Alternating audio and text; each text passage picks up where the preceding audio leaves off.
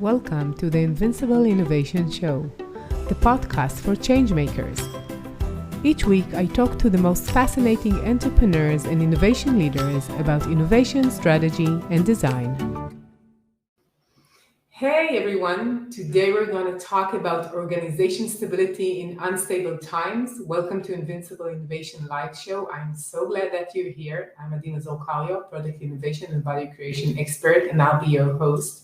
And I have a very special guest with me. Hi, Lizabeth.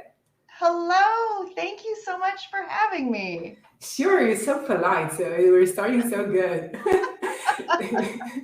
Lizabeth Wesely-Casella is the founder of L12 Services. Oh, she has two dogs. We already discussed that thing. Sorry about that. The Amazon delivery must be here. Oh, they want to join the discussion, I thought. Okay. We're live on LinkedIn, YouTube, and Facebook, and you're so invited to join the discussion and ask questions. And now we can start. What are the biggest challenges leaders face today? Wow, we're starting with a big question. That is a big question. I'm going to kind of reverse engineer that and say the challenges that leaders are facing today right now can most easily and most effectively and most inexpensively be addressed by mining the information from the people who are actually doing the work.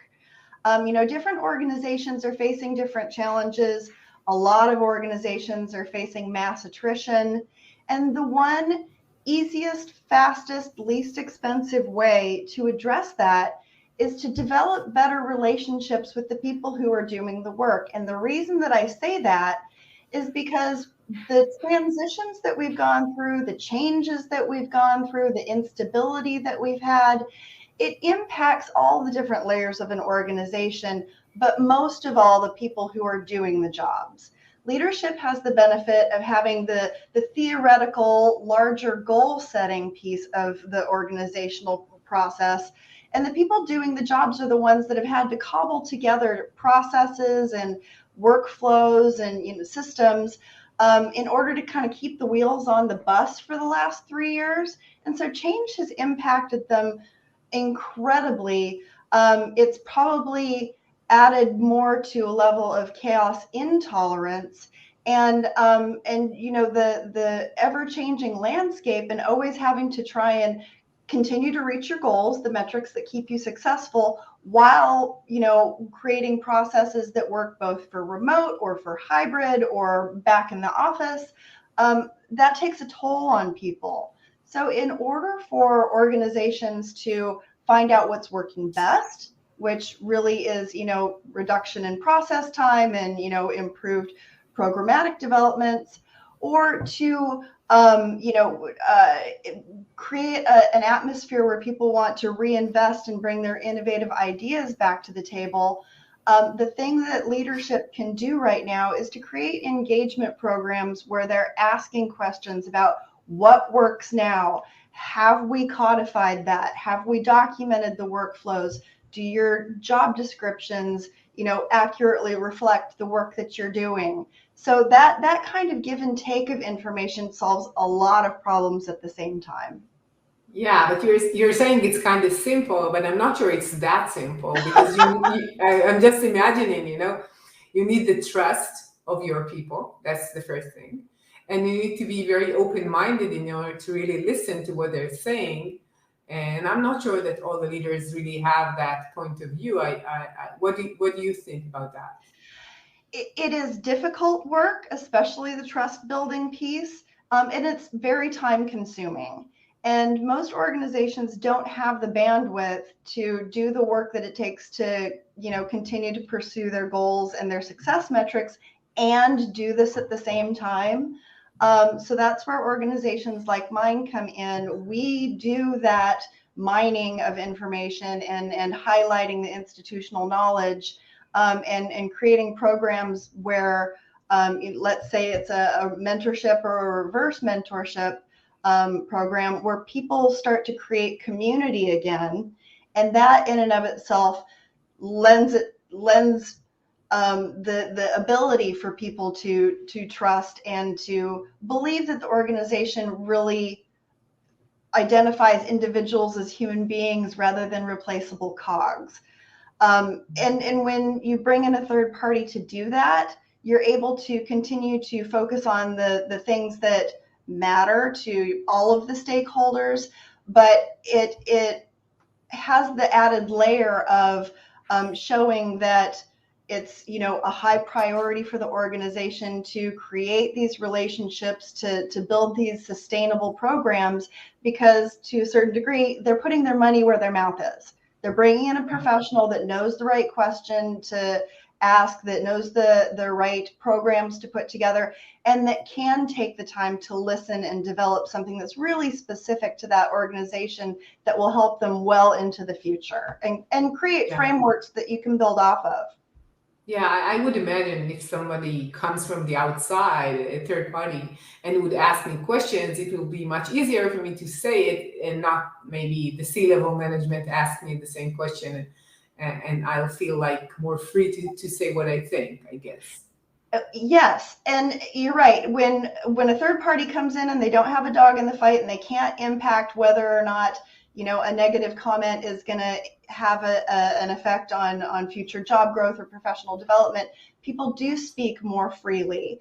And aside from that, there's the ability then for that invested but not politically invested third party to build something that will help to create a framework where the culture that's been established can then grow and help to support both leadership and the teams on the ground.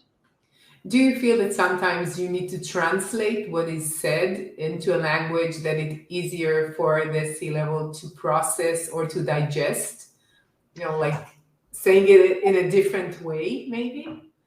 Yes, I think that one of the important tools that we implement is after the information gathering phase, which is the first step of usually our engagement with an organization. We bring to the table what we're calling a baseline report, where instead of speaking about specific comments, we're talking about the information in aggregate. So really, we're talking about trends. And if the trends indicate that 67% of your organization doesn't believe that the platforms that you're using for communication are effective, it's important for leadership to know that. That kind of helps take the sting and depersonalizes some of the information back and forth. And we found that makes it easier to act on. When you're talking about information in aggregate, what you're saying is you have a large number of your people that feel this way, or they're experiencing work this way, or that they're missing tools, or they're interested in this area of strength within your organization. Let's build that up. I mean, there's a wide variety of information that you can gather that way, but when you depersonalize it, both the management level that's in between and that leadership C-suite level, they can take that information and build off of it, run with it, create frameworks, especially if they know that they're about to scale, or if they're in a position where, a lot of organizations are right now, where they want to prepare for what's next. What happens after the Great Resignation? Well, we're going to be looking at a period of time where it's going to kind of be that status quo of really lean workplace, productivity.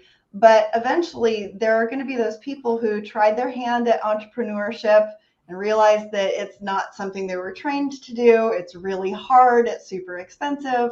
And they'll come back to the workforce with those added skills that make them really valuable. Because once you've tried to run a business, you know more and have experiences that you can translate into innovation and design when you come back to the workforce, if that's what you choose to do.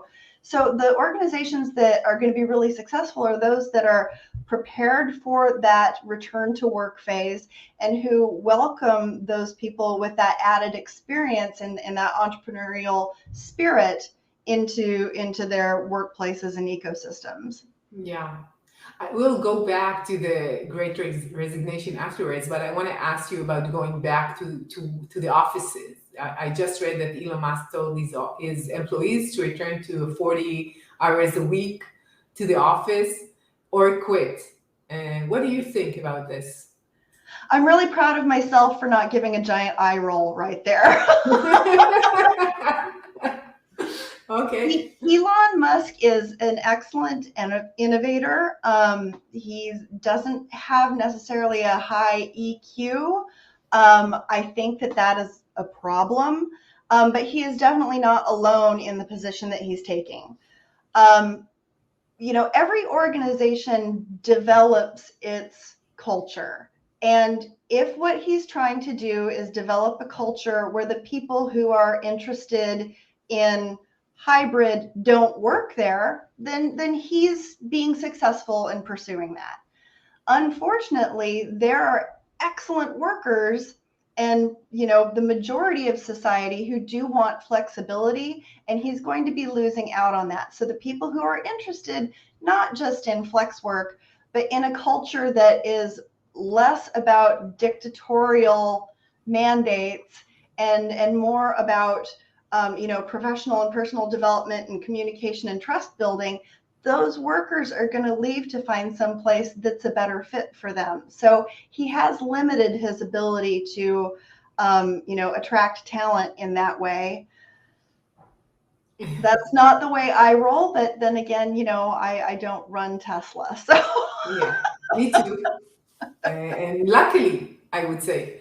But when I think about, you want to be like Tesla, innovative company, you want people to bring their engagement and their enthusiasm to your workforce, to your workplace. And if you're saying to them, you're a cog, you need to come and be in a factory line, and you need to work 40 hours a day, it doesn't mean that you'll get the essence of what they could bring you. They will sit in the office if you tell them and they still want to work for you, but you will not really get what they could offer. And if you give them the freedom and flexibility, maybe you will get more, as I see it. You're absolutely right. And there are folks, I live here in DC, and it's no secret that there are steps to the ladder of success where it's not uncommon to hear people saying, I got this job, it's going to look great on my resume, but really I'm just kind of checking a box. It may be that there are, a large number of people that end up working for Tesla or possibly Twitter if he takes that over, that will say, I now have that I worked for an Elon Musk company. I've checked that box. I'm going to leverage that someplace else. So that doesn't really create a sense of loyalty or personal investment, but it may be a ladder for a lot of people. And that's not to say that that's bad. It's just being aware of the environment and the ecosystem that you're creating. It would be unfortunate for anybody to believe that having that replaceable human being cog kind of mentality was actually creating an atmosphere where people wanted to stay and work for, long periods of time. Yeah, I'm not underestimating Elon Musk. I'm just asking questions. When we're thinking about Twitter, I think that they were the other way around, saying we don't need offices at all. You could come or not to the offices. And I would imagine what will this new management or ownership would do to the company. Or maybe he's not going to change anything. I don't know about Elon's plans. So what do you think leaders need to know in order to lead their company to the future? I think that leaders need to be really invested in their own personal development, and that they need to be looking out for the fact that is one of the highest benefits that people are looking for. They're looking for personal development for their own career, so personal and professional development at the individual level, but they're looking for leaders that they have transparent knowledge that those people are also undergoing those same processes. It's been really interesting over the last couple of years when we've been surveying people, both our clients and just, out in the regular community. People, for the most part, aren't leaving because of, their pay or their title, and not necessarily because of, work from home or work from remote. what they're looking for is the ability to connect the job that they do and the work that they do to the value of the organization. So both the value of the work that they do, contributing to the goals that need to be met, but also the values of the organization, as in mission, vision, and values. They want to be in alignment, using the time during their day that they're, expending that energy and that thought and that hard work, to be working for an organization that they feel is a really good fit for them.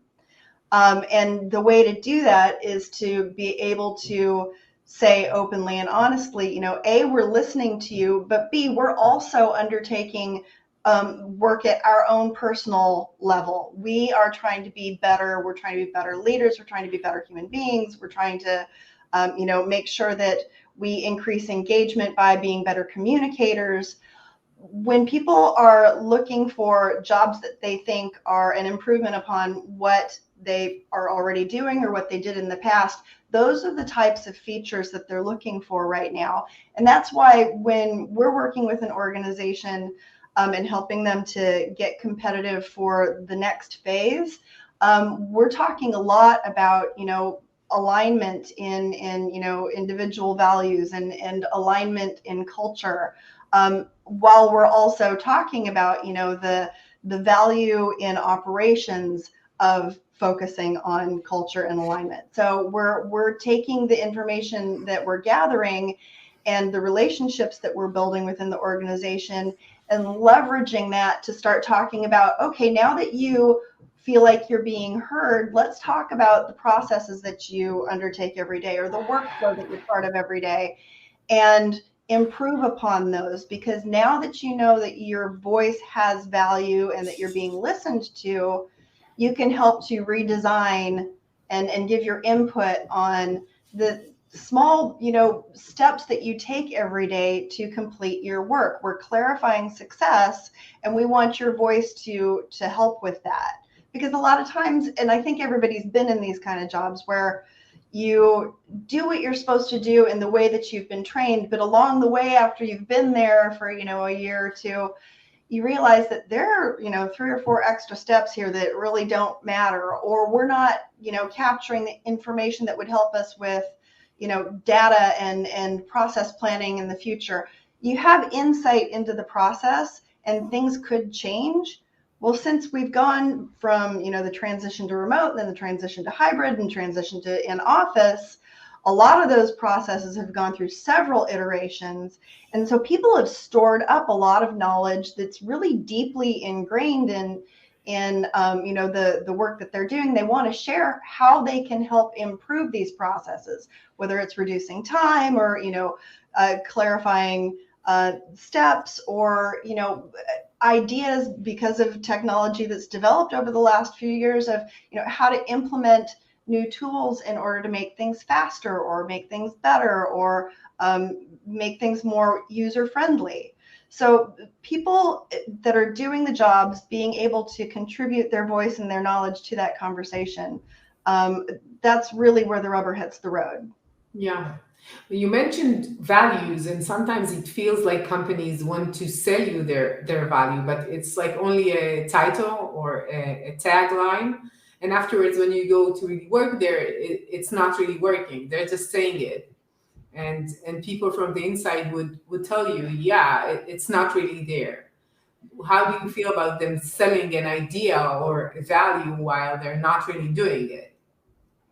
Well, that's an indicator that the programs that they've put in place have been, executed from a top-down, leadership-heavy, almost mandated manner. And the organizations that, are the antithesis of that, where you go in and you realize that the values and the mission and the vision are really driving the work and the culture, those are the organizations where the people doing the work have had a hand at creating, designing, developing, deploying those programs.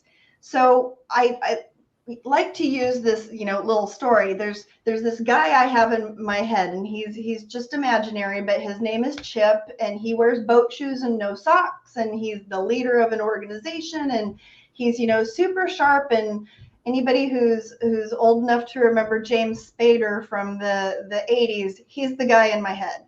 So he's, on Sunday morning drinking his coffee, sitting on his yacht, reading through HBR, and he finds out that some really successful organization has a program in place. And this program, they're talking about how successful it is. And he rolls in on Monday morning and says, hey, we're going to implement this because it's really successful. And he hasn't bothered to talk to the people it's going to impact, whether they even want that program, whether they see it's valuable, whether they want to, participate in it. He's just said, check in the box. We now have a program. And that's how that disconnect happens. There's a space in between the really successful ones and that, that example where there are programs in place that could be really helpful. Let's say that they're wellness programs or well-being programs, and they aren't taken advantage of. They aren't engaged with because the organization hasn't been able to do a good job of marketing within the organization that these programs exist. That's a different type of problem, but one where you could end up going either way. It could be still a program that nobody's really interested in, or it could be a program that people would find great value in, but they just don't know about yet, so they're not taking advantage of it.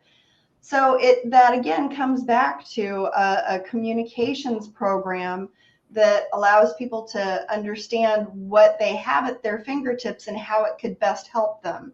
But the really successful driver there is, knowledge within the workforce that these exist and that there's something that they want to, participate in and use and support within the organization.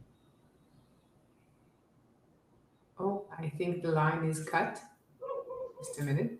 I guess you hear me, Elizabeth? I can hear you. Oh, something like went off. So what we're talking about mainly is the internal communication capabilities, the way that we're understanding the needs and executing the right plan, and everybody knows that it's relevant for them and use these new plans in order to make it better, right? Yes. And do you think that this internal communication is, I would say it's a skill. Do you feel it's even more important today than in the past? Oh, I do. And I think that not only can you leverage it for talking about programs and policy, I think that it's really important to be utilized in an area where you're expressing understanding and compassion and patience. We all deserve a little grace right now. I think everybody is, almost maxed out on their bandwidth. Burnout is, prevalent just about every industry, every vertical that you can think of.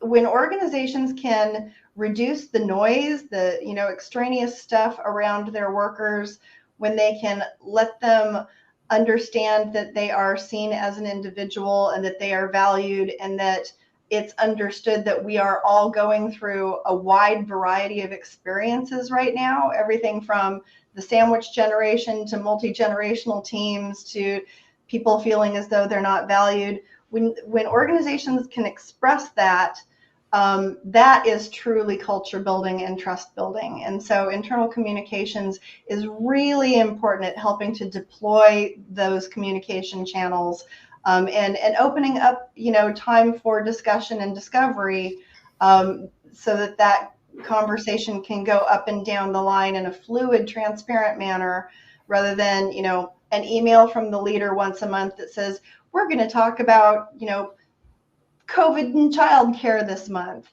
What we need more of is conversations. What we need less of is just blast emails. But as I'm trying to think about capabilities of leaders, right? And most of them are not communication. It would not be the first thing that comes to my mind for a leader, and not soft skills, not empathy even. It wouldn't be the first thing that I would say about the leader. And it seems that these capabilities are getting to be more and more important if you want to have a successful company. Yes, I mean, highly skilled, highly talented people have feelings too. Just It because seems that. somebody is a rock star in their skill set doesn't mean that they're an automaton. And the environment that we're all living in right now requires people to be gentle with one another and to be thoughtful. Yeah, I totally agree. But it seems like when I'm thinking about creating leadership programs, it seems that they're talking about the business side even much more than talking about these soft skills. Am I mistaken, or you think it's changing? I think that it's changing. I think that the conversation is more welcome and the value of it is more understood today than it was 3 years ago. But it's not a natural skill set for everyone. It's uncomfortable. I mean, sometimes those conversations are going to be about what you're not doing right as a leader. And nobody wants to hear that, but it's still important. So, that's probably one of the reasons why, executive and leadership coaching has become more of a regular part of people's benefits packages. There's a lot of activity in that space. I personally don't work in that space, but I know that when we work with clients and there are members of leadership who just aren't feeling as though they're effective and impactful in that area, we bring in resources for them. But 15 years ago, people really weren't talking that much about executive leadership and leadership coaching. So that's just kind of one of the many canaries in the coal mine where you can see that this piece of leadership is becoming more normalized. Yeah. So we're talking about companies bringing back people to the offices, and let's say they do need them in the office half of the time, whatever. How could they get their workforce back, being engaged and present and in the office? Well, the thing about culture and culture improvement is if what you're rolling out is change and change management, you will have to expect that there's going to be some attrition, because right now it's really transparent to all of us that the priorities have shifted for a lot of people, and that's driving this great resignation. So if you're going to say, okay, we need to change policy and we need people in the office for X number of hours a week, there are going to be some people who just say, that's not what I'm interested in, thanks, it's been a great number of years. Okay, that's one example of kind of just the way the world is sifting out right now. It doesn't mean that it's good and it doesn't mean that it's bad. But as organizations are trying to roll that out in a way that is thoughtful and respectful, and maybe even strategic, they're going to want to talk to their staff base and communicate in some way that it's important to know what the staff wants, and then find a way to connect what the staff wants with what the leadership needs, and be really transparent and super clear about how you're trying to go about supporting both goals at the same time. People will be more flexible and more likely to stay personally invested if they understand that they're being heard and that their desires or their needs are a priority while decisions are being made, even if it's not the decision that they want 100%. People are weighing what's important to them right now, and as I've been beating the gong through this conversation, they want to feel heard and valued. They want to know what it takes to be successful in their jobs. They want to know that leadership sees them as individuals and understands their needs, and that they're supported in their organization for further growth and development. So the best way to do that is to say, this is what the organization needs to meet its goal.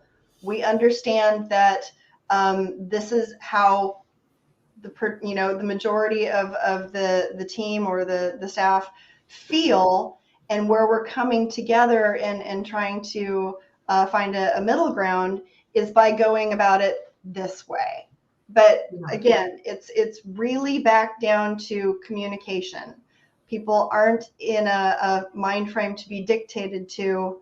They're in a mind frame to be, communicated with.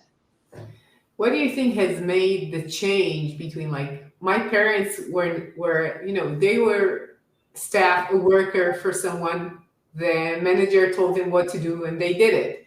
And now it seems that the staff and the employees are getting much more powerful, I would say, in this equation. What has made this shift? Well, the example of your parents, it was the same all the way up through 2019, pretty much. What happened was the pandemic allowed people to have a moment in time that is extraordinarily rare, where everything was topsy-turvy, and a whole bunch of kind of external and extracurricular, so to speak, pressures really came to fore. And they were able to look at, or we were able to look at what our priorities were at that point in time, and maybe what we wanted them to be later. We wanted to make a change, and we kind of reshuffled that deck. And because it happened to so many people at the same time, the kind of zeitgeist of the situation, really allowed itself to become a moment in time where people collectively leveraged their power. And you can see that in the unionization of Amazon and of Starbucks. People are using their collective power to make change. And it's interesting because, we are basically at the same labor statistics here in America that we were right before the pandemic, about 3.6% unemployment. We weren't having this conversation then, so what's made it different now? It's the fact that people realize that collectively they have power, and collectively they're saying work may not be the number one priority, or work is a number one priority. However, it needs to be more flexible. It needs to be more porous to allow other needs and other priorities to coexist.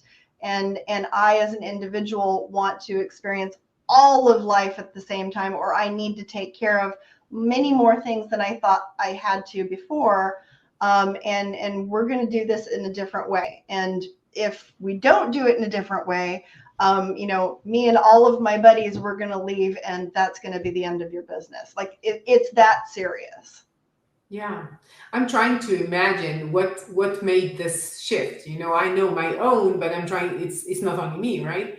So I'm trying to think that people were at home. They met their families more.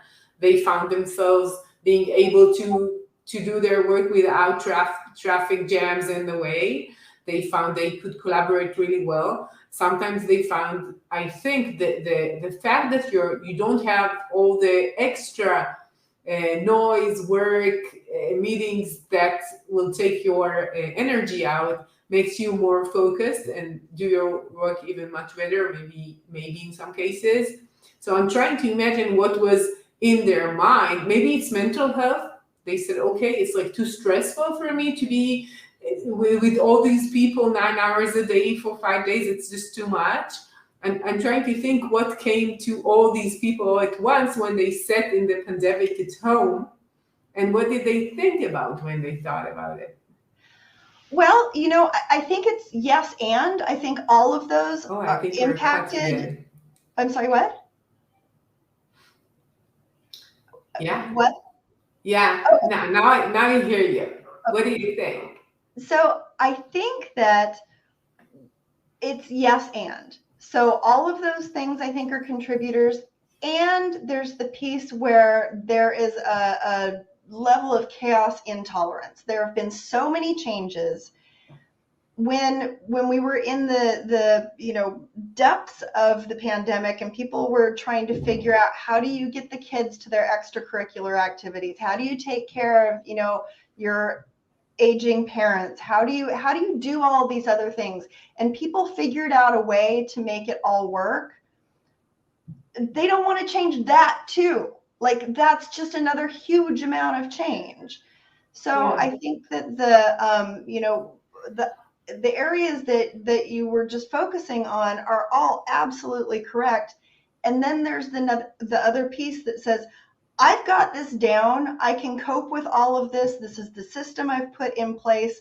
And I don't want to just randomly change it again for somebody else's, you know, for somebody else's reasons where I don't necessarily agree with them or they don't necessarily align with what my priorities are or my needs are.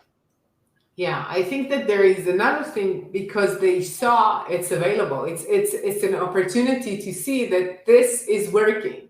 Most of the Mm-hmm. companies did not lose money, right? It was they made the same more or less value that they gave before, and they were okay.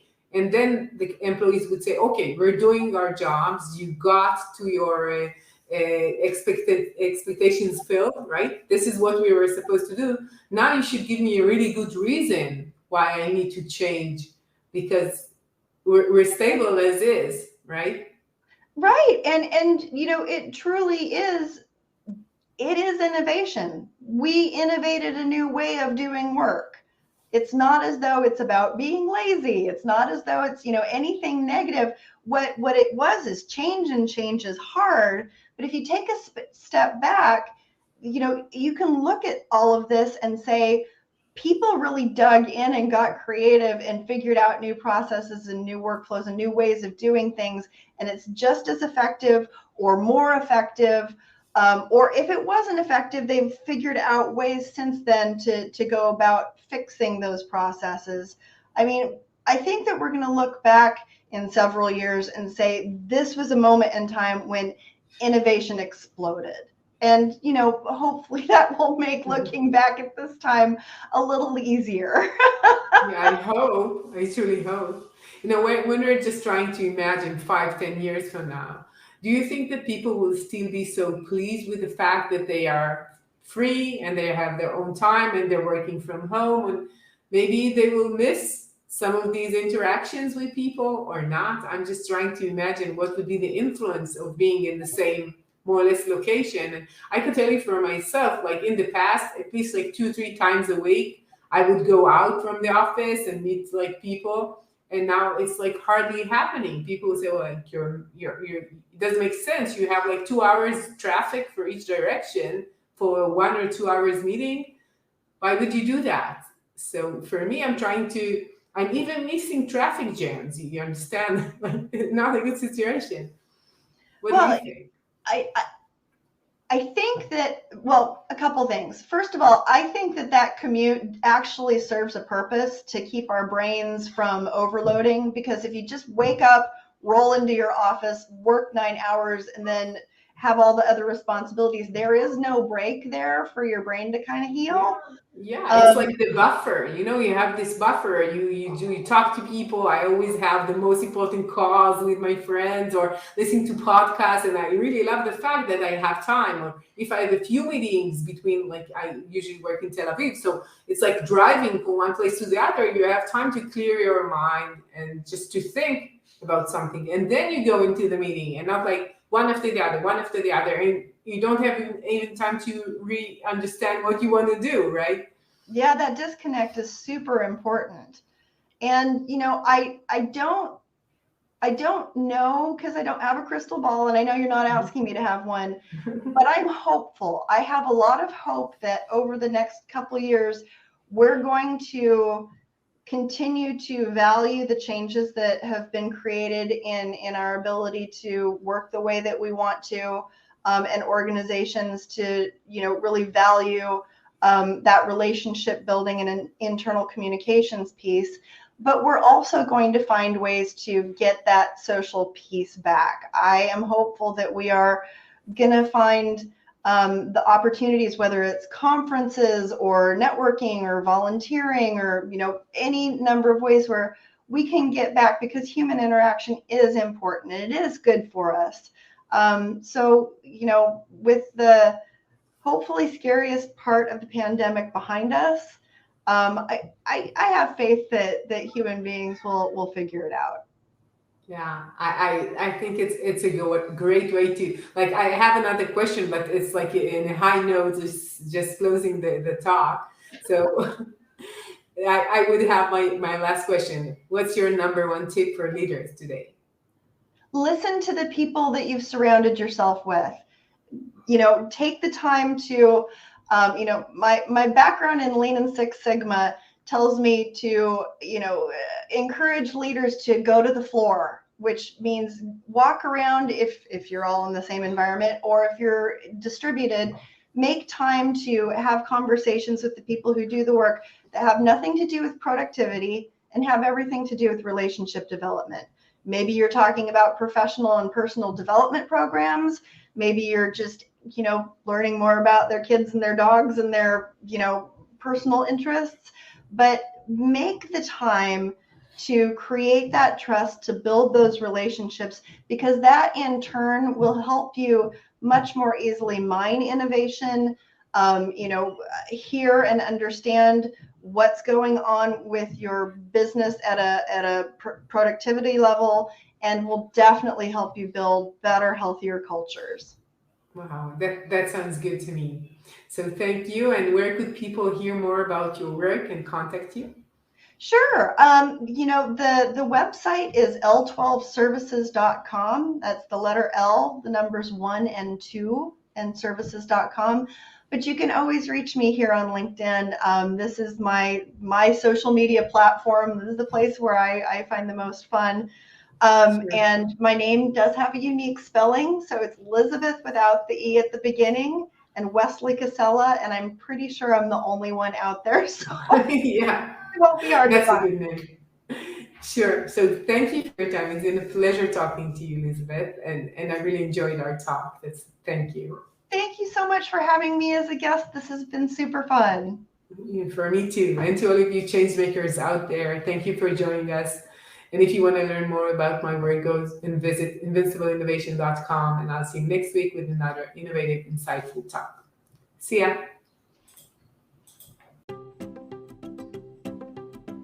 I'm Mazor Kario, and you've been listening to the Invincible Innovation Podcast. Make sure to visit our website, invincibleinnovation.com, where you can learn more about our programs and my book, Innovating Through Chaos. I'll be waiting for you next week in our next episode. Thank you for listening.